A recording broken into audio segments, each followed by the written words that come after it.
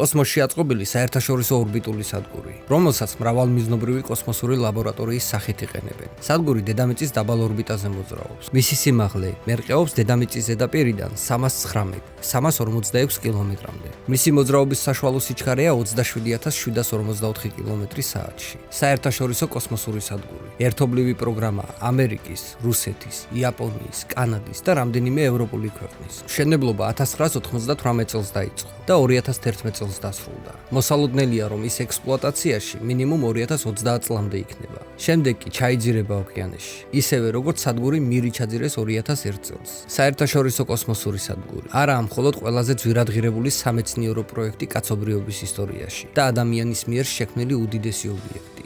არამედ ყველაზე ძვირადღირებული ობიექტია, რომელიც ოდესმე აშენდა ადამიანის მიერ. მისი ღირებულება 150 მილიარდ დოლარს აჭარბებს. მეგობრებო, გთავაზობთ სარეკლამო სივრცეს ჩვენ ვიდეოებში. ასევე ვეძებთ სპონსორს. თუ თქვენ სურვილი გაქვთ, მხარი დაუჭიროთ გვერდს. კონტენტის ხარისხის გასაუმჯობესებლად რეკვიზიტები აღწერაშია. გამოიწერე არხი და დაელოდე შემდეგ ვიდეოს.